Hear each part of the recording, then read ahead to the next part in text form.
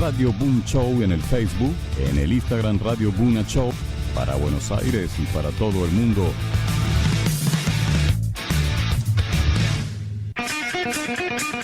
Suscríbete a nuestro canal de YouTube y disfruta y participa de la programación.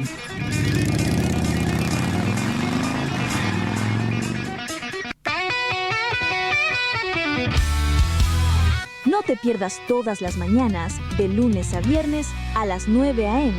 Efecto Vinilo. Por Radio Boom Boom Show. Classic Rock.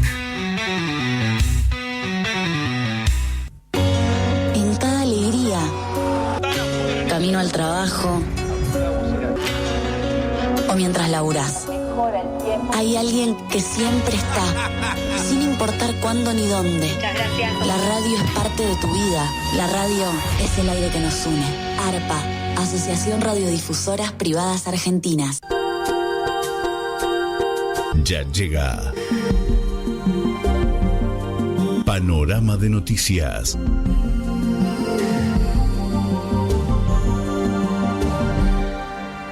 Si suena el despertador es porque comenzamos a sintonizar la mañana de la radio. Todo lo que querés escuchar. Comenzamos el día con los titulares, con la buena música, con la comunicación y todas las voces que te acompañan cada mañana. Radio Boom Show. Nuestro próximo programa.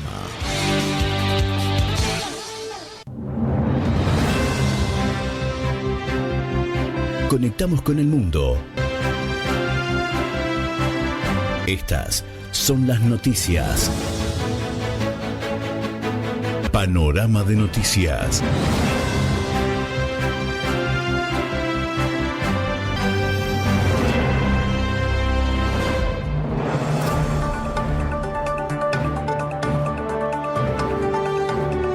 Bienvenidos. Quien les habla, Mario Gutiérrez.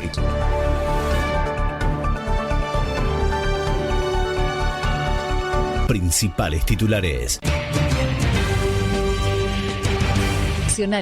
Trump dio casi por cerrada la guerra, pero amenazó a Irán si bloquea el petróleo. El presidente de Estados Unidos, Donald Trump, afirmó este lunes que la guerra contra Irán está prácticamente terminada, tras considerar que las fuerzas militares de ese país quedaron muy dañadas luego de los ataques que inició junto a Israel el pasado 28 de febrero. En declaraciones a la prensa, el mandatario estadounidense sostuvo que creo que la guerra está muy completa, prácticamente. No tienen marina, no tienen comunicaciones y no tienen fuerza aérea. Además, al ser consultado sobre los próximos pasos en el conflicto, volvió a descartar por el momento una invasión por vía terrestre. No hemos tomado ninguna decisión al respecto, ni siquiera nos hemos acercado a ellos, aseguró el mandatario norteamericano. No estoy contento, dijo sobre el nuevo líder supremo. No tengo ningún mensaje para él, ninguno en absoluto, enfatizó Trump.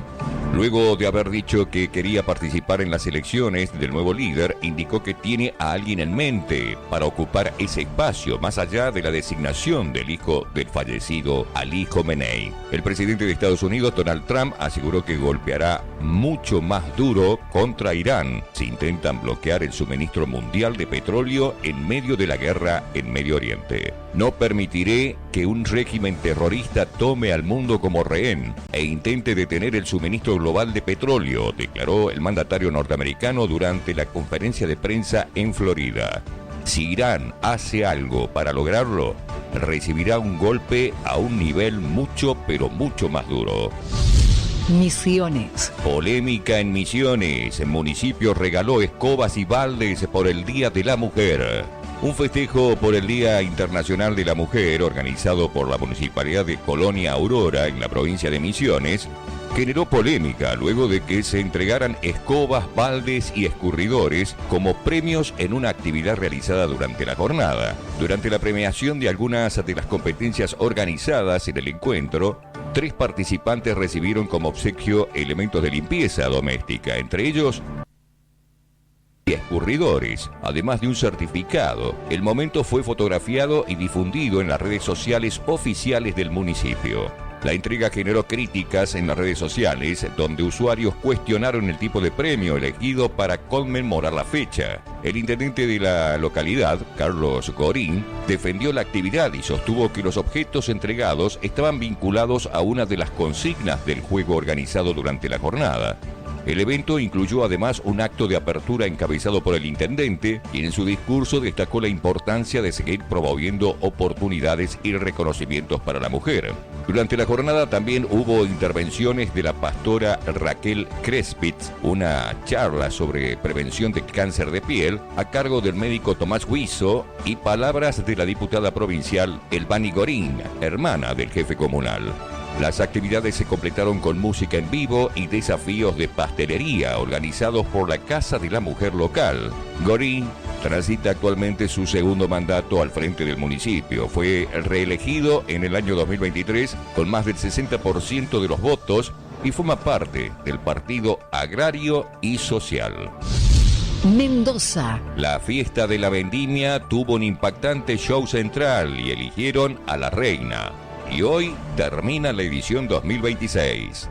La Fiesta Nacional de la Vendimia 2026 tuvo el domingo pasado a la noche su acto central y la tradicional elección de la reina. El espectáculo se realizó en el colmado anfiteatro Frank Romero Day, que siguió con entusiasmo el color, la música y la belleza que provenían desde el escenario.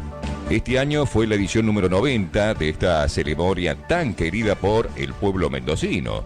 La nueva monarca de la vendimia fue elegida entre las participantes de 18 departamentos que conforman la provincia cuyana. La flamante monarca es Azul Micaela Antolines, la representante de San Rafael, quien obtuvo 52 votos, 8 más que Agustina Giscomelli, la candidata de Tunuyán. Autolinés, de 20 años, estudia la tecnicatura en enología, es la 10ª reina en la historia proveniente de San Rafael.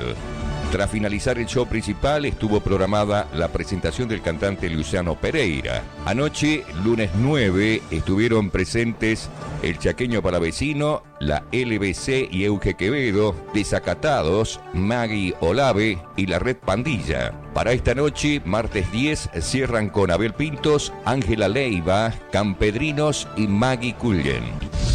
Nacionales. El CEO de YPF insistió en que no habrá cimbronazos en el precio de las naftas. El presidente del CEO de YPF, Horacio Marín, aseguró que la petrolera estatal no prevé aplicar aumentos bruscos en los precios de las naftas y en el gasoil en la Argentina, pese a la fuerte suba que registró el petróleo en los mercados internacionales por el conflicto en Medio Oriente. Desde el estallido de la guerra, los combustibles aumentaron casi un 7% en marzo. YPF no va a generar cimbronazos en los precios de los combustibles, afirmó el ejecutivo en un mensaje publicado en su cuenta de X, donde señaló que la compañía busca mantener una política de previsibilidad para los consumidores con un contexto de elevada volatilidad global. Marín reconoció que la evolución del crudo internacional es un factor clave para el sector energético, aunque remarcó que en cualquier traslado a los surtidores sería gradual. Tenemos que ir trasladando, pero de manera honesta y lógica, según las afectaciones que tenemos y también según el valor del futuro.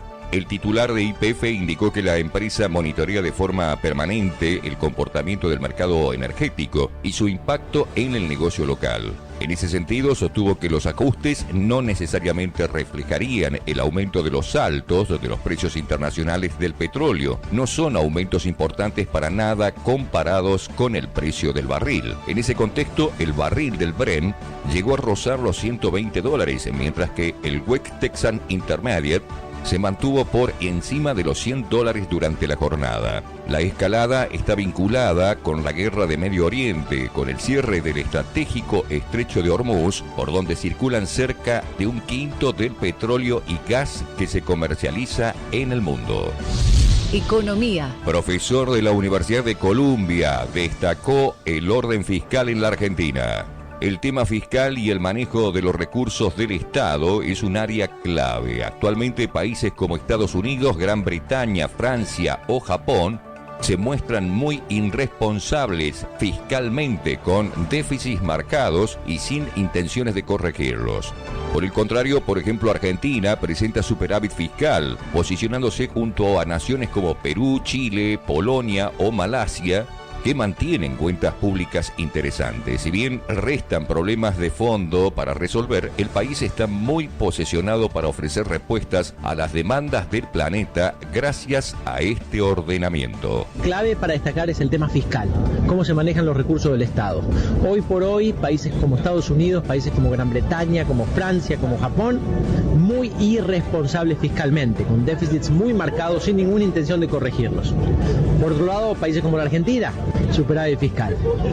Otros países como Perú o Chile con cuentas fiscales muy interesantes. A eso se le suma, llamémosle, los Polonia, los Malasia. Entonces, como consecuencia, creo que la respuesta a tu pregunta es sí, quedan problemas de fondo por resolver, ¿no? Hay muchos desafíos en la Argentina, pero en algunos aspectos, en un mundo tan cambiante, estamos mucho mejor posicionados para ofrecer respuestas a las preguntas del planeta. Al fin y al cabo, mantener cuentas fiscales ordenadas es lo que le permite a uno ser más resilientes. Estamos hoy en este momento frente a un shock geoeconómico de una magnitud brutal, una guerra en el Medio Oriente que no se veía de hace décadas, ¿no? La Argentina la puede maniobrar mucho mejor gracias a ese orden fiscal que si no lo tuviese. ¿No? Si tuviésemos un desbarajuste fiscal como el de antaño, este shock sería mucho más difícil de digerir. Hay que reconocer que cuando los cambios a la estructura económica son tan profundos, van a haber ganadores y van a haber perdedores. Hay que reconocer que en todo el planeta, diría, hay economías que van a múltiples velocidades. No es que uno puede hablar homogéneamente, a la Argentina le está yendo bien o a Estados Unidos le está yendo bien. Hay sectores y sectores. A grandes rasgos creo que te referís a la dura realidad de que el sector industrial, el sector comercio están sufriendo una transición marcada, mientras que de repente si uno piensa en el campo o materias primas, ¿no? Ahí estamos viendo una situación muy superior. El tiempo dirá, ¿no? Yo creo que el gobierno tiene todavía maneras de acelerar o alentizar la transición, cosa de manejar los efectos adversos de estos cambios. El motivo por el cual dudo de darte una respuesta más agresiva es que venimos de un ejercicio político en el 2025 que fue muy volátil, ¿no? En septiembre se pensaba, el modelo se cuestionó brutalmente.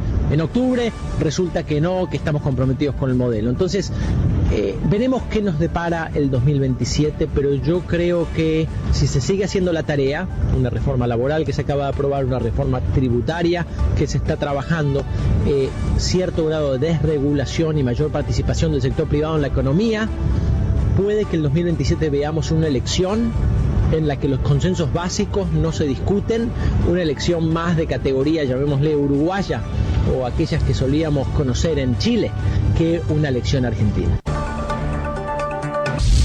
Tierra del Fuego, Antártida e islas del Atlántico Sur. Gobernador de Tierra del Fuego convocó a sindicatos a una reunión clave.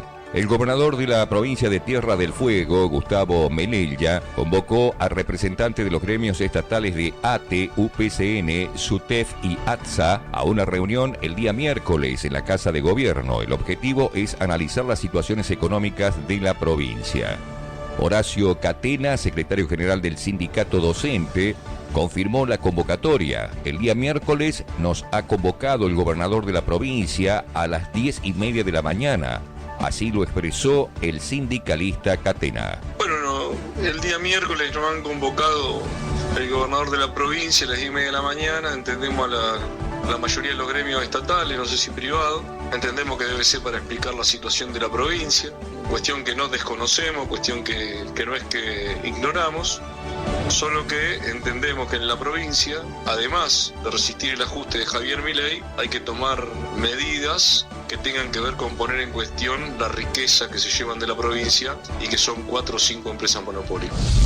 Córdoba. La UPC suspendió el paro del día miércoles tras recibir una nueva oferta salarial. La Unión de Educadores de la provincia de Córdoba, UPC, suspendió el paro de 24 horas previstos para el día miércoles próximos tras haber recibido una nueva propuesta salarial por parte del gobierno provincial.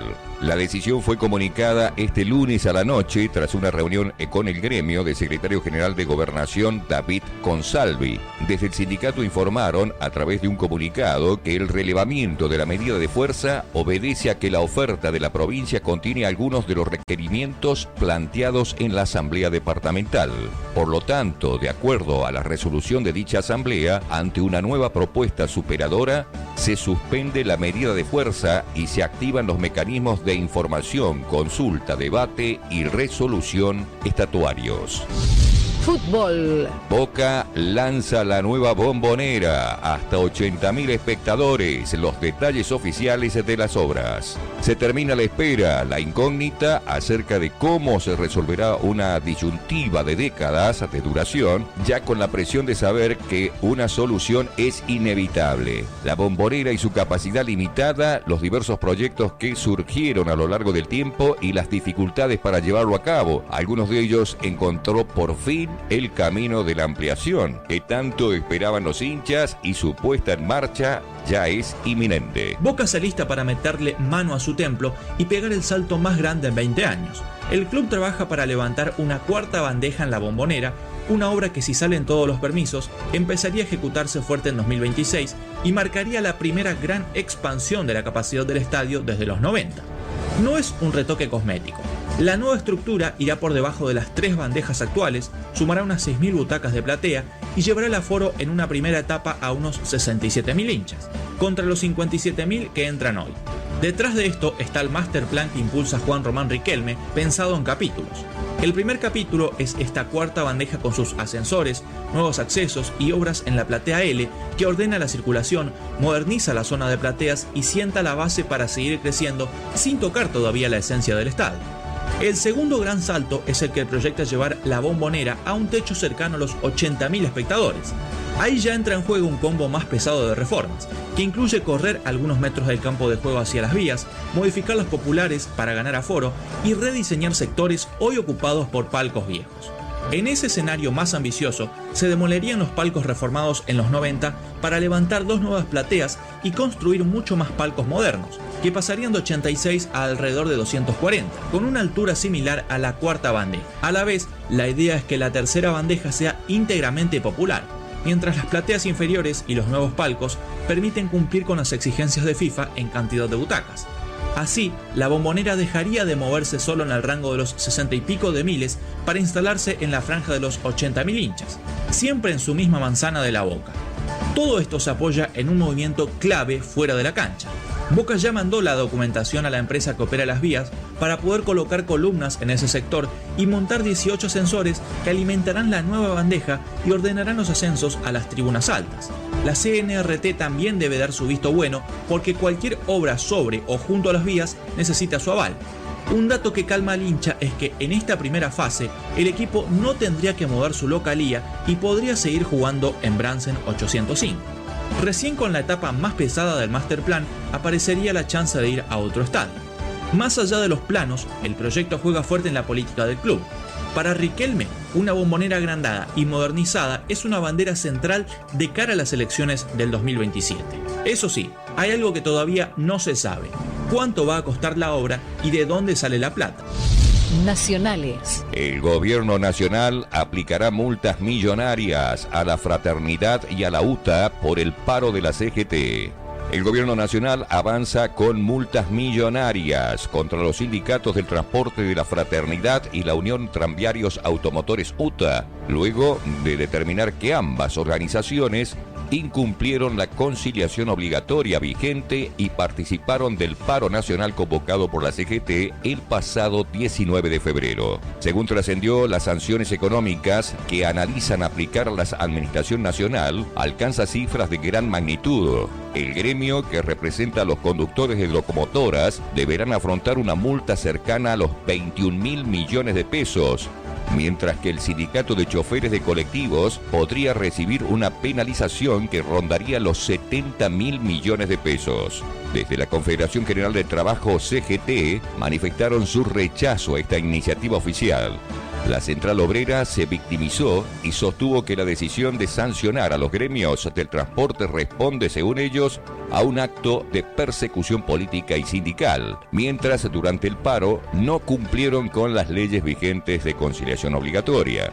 La medida se toma luego de que la Secretaría de Trabajo, conducida por Julio Cordero, verificara que ambos sindicatos desobedecieron la conciliación obligatoria durante el paro del 19 de febrero, que tuvo un costo económico estimado de $575 millones para la Argentina.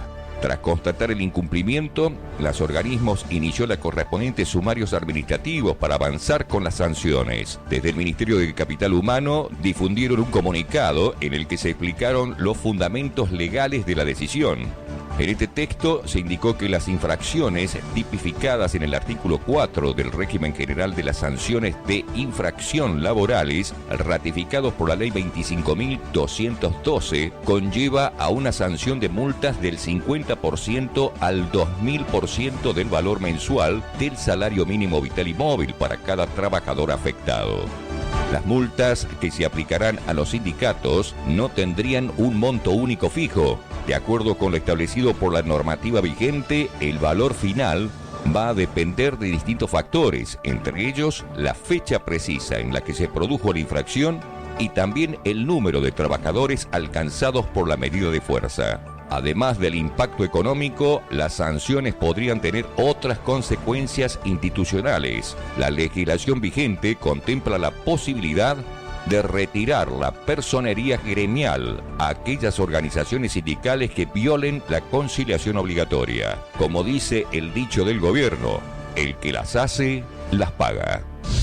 Internacional. Eyal Sela, Irán es una amenaza para el mundo libre, no solo para Israel.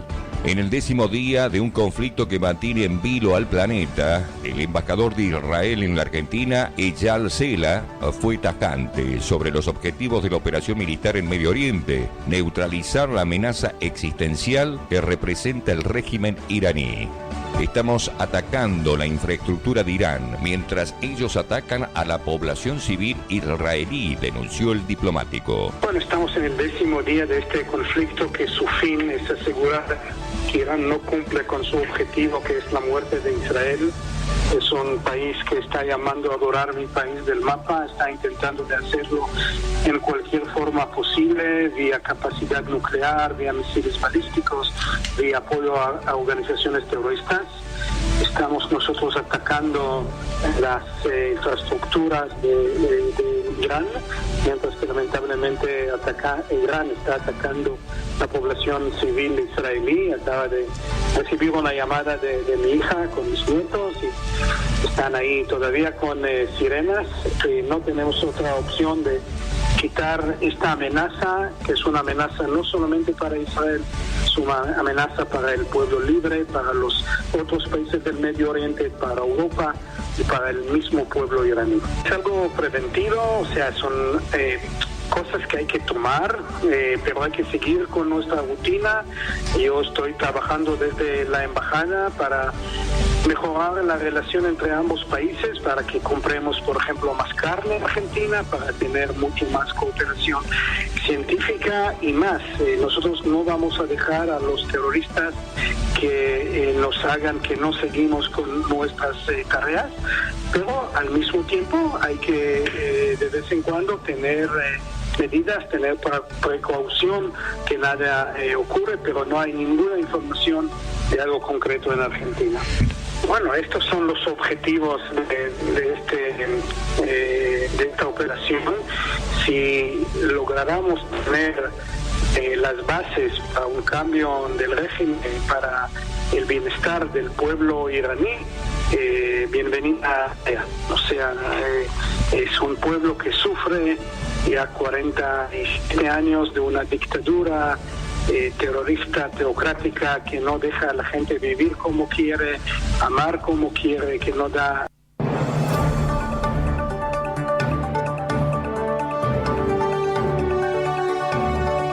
Llegamos al final.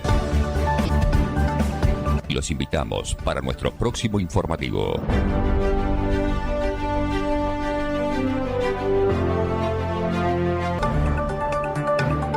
Otra noche de fuego y explosiones en Medio Oriente. Israel anunció lanzar una masiva ola de ataques contra el Líbano y Teherán, mientras los guardianes de la revolución iraníes afirman haber golpeado con misiles bases estadounidenses en Bahrein y el Kurdistán iraquí. Además, las autoridades del Líbano informan que ya son más de 750.000 los desplazados por los bombardeos israelíes en represalia por los ataques del Hezbollah. Desde el Pentágono confirman 140 soldados estadounidenses heridos en 11 días de combates, 8 de ellos en estado crítico. En este escenario de máxima tensión, Trump trazó una nueva línea roja en el estrecho de Hormuz, advirtiendo a Irán que cualquier intento de sembrar minas en este paso vital para el petróleo desatará una respuesta militar sin precedentes. Una amenaza directa que recuerda a los fantasmas de los conflictos en la región. Rafael Morán. El estrecho de Hormuz es una zona marítima de tan solo 50 kilómetros de largo entre Irán y Omán, pero por ahí transita el 20% del crudo del mundo. Desde la ofensiva de Estados Unidos e Israel contra Irán, cerca de 200 buques están varados en esta zona. El régimen iraní bloquea de facto el tráfico marítimo del estrecho de Hormuz para castigar a los países petroleros del Golfo Pérsico, aliados de Washington. Teherán advirtió por radio a muchos tanqueros extranjeros no aventurarse en la zona, advertencia que ignoró, por ejemplo, el buque de carga Prima el sábado pasado y que fue bombardeado luego por un dron iraní. Las tensiones en el estrecho de Hormuz son recurrentes. En 2019, a raíz del restablecimiento de las sanciones estadounidenses contra Irán, varios buques petroleros fueron bombardeados. En 2011, en un contexto de tensiones diplomáticas también, Estados Unidos, Francia y Reino Unido desplegaron buques de guerra para garantizar la circulación de los tanqueros. Y entre 1984 y 1988, durante la llamada Guerra de los Petroleros entre Irán e Irak, cerca de 500 tanqueros fueron destruidos en el Golfo Pérsico, principalmente con minas. Hace instantes el ejército de Estados Unidos afirmó haber destruido 16 embarcaciones iraníes sembradoras de minas cerca del estrecho de Hormuz. El precio del petróleo, que vive un sube y baja vertiginoso estos últimos 2 días frente a la incertidumbre del conflicto y también a las idas y vueltas de Washington.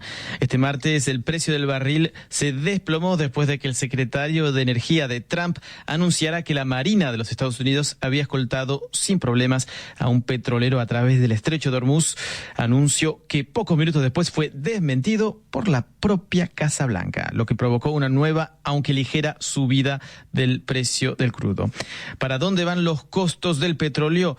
Responde el experto en políticas y estrategias energéticas, Luis Colasantes. Todo va a depender de la evolución del conflicto. Si uno escucha la Casa Blanca, el precio debería quedarse entre 90 a 100 dólares por barril, pero si uno toma la hipótesis de Irán, que puede continuar el conflicto y defender su territorio, el precio podría llegar hasta 150. Entonces estamos en un rango de precio que pasó de 80 dólares por barril, subió a 120, hoy en día está a 90 y podría encontrarse un precio a 150 si el conflicto aumenta y dura más tiempo. Los grandes países que van a estar afectados sobre todo es los países asiáticos, India, China y Japón. Europa no ha sentido tanto la volatilidad de los precios, a pesar que en el precio del gas natural sí lo vio. Tenemos una situación más bien favorable ahorita porque estamos saliendo del invierno, no hay una necesidad de tener gas natural para la calefacción. Entonces el gran problema va a ser tal vez no para este invierno que salimos, sino para el próximo invierno 2027. Escuchaban a Luis Colasantes, experto en políticas energéticas, entrevistado por Paola Ariza. Crisis energética con la que deben lidiar los gobiernos del mundo. Y frente a esta crisis, la jefa de la Comisión Europea, Ursula von der Leyen, consideró que fue un error estratégico reducir el sector de la energía nuclear en el viejo continente. Estos dichos llegan en el marco de una cumbre en París para relanzar el uso de la fuerza atómica para generar electricidad, una tecnología que es muy diferente de la usada para crear armas, como lo explica el consultor del Organismo Internacional de la Energía Atómica, Alfredo García. la energía nuclear civil o la tecnología nuclear militar, son temas que se empezaron a separar ya en los años 50 del siglo pasado. Son tecnologías separadas completamente. La mayoría de los países que tenemos centrales nucleares, como España, por ejemplo, no tenemos armamento nuclear, prácticamente todos, hay algunas excepciones, Francia es una de ellas, lógicamente, Estados Unidos, Rusia, China, pero por ejemplo Japón no tiene bombas atómicas, Corea del Sur no tiene bombas atómicas, y de hecho hay incluso países que tienen bombas atómicas, como todo el mundo sabe que Corea del Norte las tiene y que Israel las tiene, que no tienen ninguna central nuclear de producción eléctrica. Son tecnologías separadas y claro, confundirlas artificialmente es como confundir un bombardero con un avión de pasajeros. Los dos vuelan, los dos son vehículos que sirven para ir por el aire y uno tiene un fin militar y el otro tiene un fin civil. Entonces creo que es importante señalar eso y además que hay una serie de salvaguardias, de mecanismos de protección para que los países no desarrollen tecnología nuclear militar, y eso lo hace el Organismo Internacional de Energía Atómica. Era Alfredo García, consultor del Organismo Internacional de la Energía Atómica. En la Unión Europea, recordemos, el único país que tiene la bomba atómica es Francia, quien es también el mayor productor de energía nuclear del continente. Lo decíamos en titulares, a contracorriente de sus vecinos europeos, el gobierno de España refuerza su política pro migración y amplía el acceso a la salud para inmigrantes sin residencia legal. Esto se suma al plan de regularización masiva que se realizó en enero. Los detalles ahora con nuestro corresponsal en Madrid, Juan Cascón. El gobierno español continúa su camino hacia una sanidad pública universal. El Real Decreto aprobado este martes reconoce el derecho a la asistencia sanitaria para los extranjeros sin residencia legal en España, algo que amplía una de las medidas sociales recuperadas por el presidente Pedro Sánchez cuando llegó al poder en 2018. Ahora los migrantes en situación irregular no tendrán que demostrar que llevan 3 meses viviendo en España. Bastará una declaración responsable que indique que no se tiene cobertura sanitaria por otra vía y un documento que acredite la residencia, por ejemplo, un certificado de empadronamiento o una factura de la luz. También podrán beneficiarse los españoles que residan en el extranjero y que vuelvan a España para estancias temporales, además de sus familias. La norma busca eliminar barreras burocráticas y deberá aplicarse por igual en todo el país, como ha explicado la portavoz del Gobierno, Elma Saiz. Este Real Decreto iguala la cobertura sanitaria para estos beneficiarios en toda la geografía española y acaba con criterios que eran divergentes que hasta la fecha se aplicaban en función del territorio. Además, se asistirá de forma inmediata a colectivos vulnerables, entre los cuales están los menores de edad, las mujeres embarazadas, incluso en caso de querer abortar, las víctimas de violencia de género, violencia sexual, explotación y trata, y los solicitantes de protección internacional o del estatuto de apátrida. Una vez reconocido el derecho, este no caducará salvo que el solicitante obtenga asistencia sanitaria por otra vía distinta.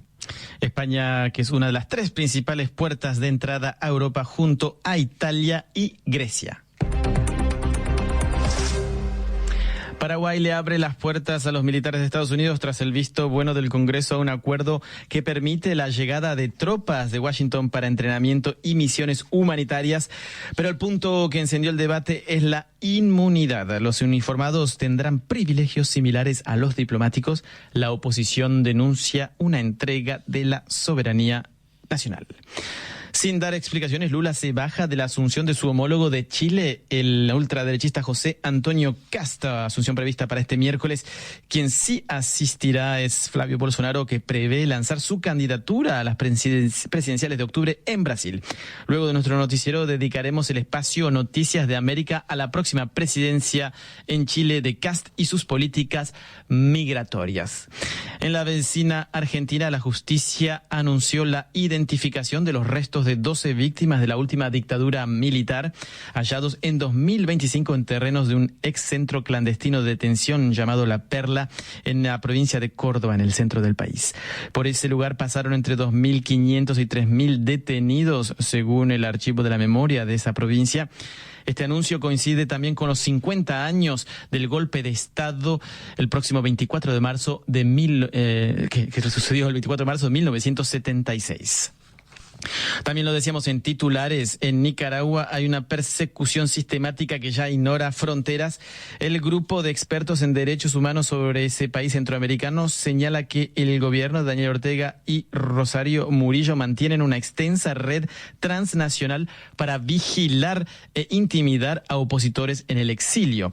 Una estructura de espionaje que afecta a cientos de miles de personas fuera del país. Escuchamos a Reed Brody, miembro del grupo de la ONU sobre sobre Nicaragua. Hay más de 800,000 nicaragüenses, como 12% de la población, que han salido del país. Y el gobierno identifica las personas que sean en España, en Costa Rica, en Honduras, en México, en Estados Unidos, identifica quiénes podrían ser eventualmente opositores. El objetivo del gobierno es silenciar no solamente la población en Nicaragua, pero también silenciar las voces fuera de Nicaragua. La gente tiene miedo de hablar por las represalias contra la familia. Los nicaragüenses que quieren regularizar su situación en cualquier país y necesitan documentos de su país no lo reciben. O sea que además de los 452 personas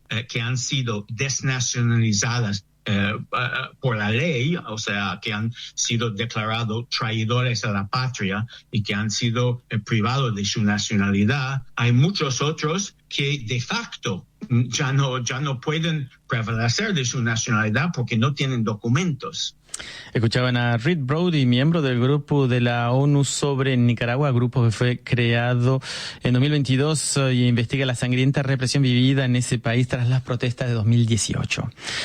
Y una triste noticia: murió el escritor Alfredo Bryce Echenique a los 87 años. El autor de Un mundo para Julius nos deja tras una vida dedicada a las letras entre Europa y su Perú natal. Su salud decayó recientemente por una complicación pulmonar, poniendo punto final a una trayectoria fundamental de la narrativa hispanoamericana que cerró con su último libro, Permiso para retirarme.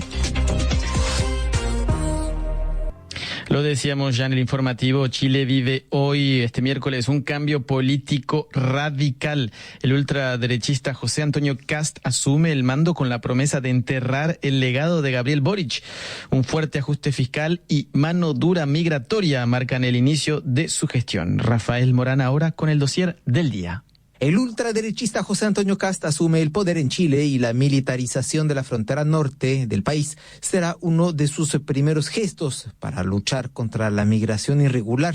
Kast prometió la construcción de vallas, zanjas y muros de varios metros de altura en las fronteras del país, con drones y cercos electrificados. Tras su elección, este admirador del exdictador Augusto Pinochet lanzó un llamado a los 300,000 migrantes indocumentados del país. Le hemos señalado a los inmigrantes irregulares que les quedan en este día 63 días para dejar nuestro país y tener la posibilidad de volver con todos sus papeles en regla. Sin embargo, expulsar masivamente a los migrantes en situación irregular parece poco realista, indica Adriana Palomera, directora académica del Centro de Estudios Migratorios de la Universidad de Santiago de Chile. Me parece que esto va a ser un proceso mucho más largo de lo señalado por Kast cuando fue candidato, que señalaba que más o menos en 3 meses iban a tener solucionado el problema de inmigración, ¿no? O sea, la cantidad de personas indocumentadas que hay, estamos hablando más de 300,000 personas. Tener los mecanismos para que esas personas abandonen el país,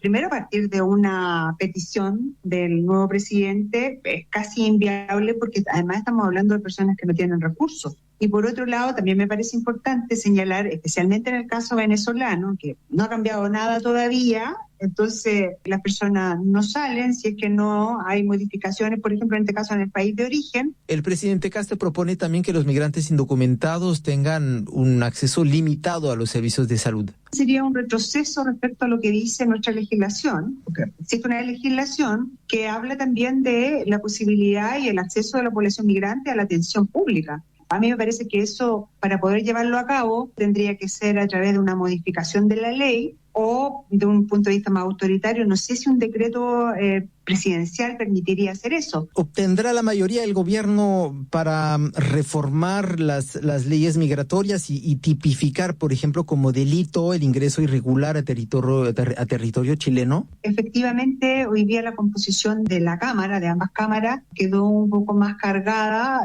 hacia los sectores conservadores, pero hay un grupo entre medio que algunos pueden mover la balanza hacia declarar un delito esto de la inmigración irregular y otros podríamos decir que no. Durante su campaña electoral, José Antonio Kast indicó también que su gobierno sancionará a las ONGs que fomenten la migración irregular y a cualquier persona que arriende una vivienda a migrantes indocumentados.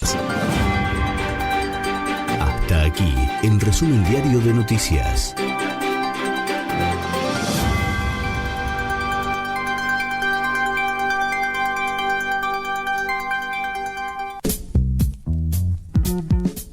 Esto está muy bueno.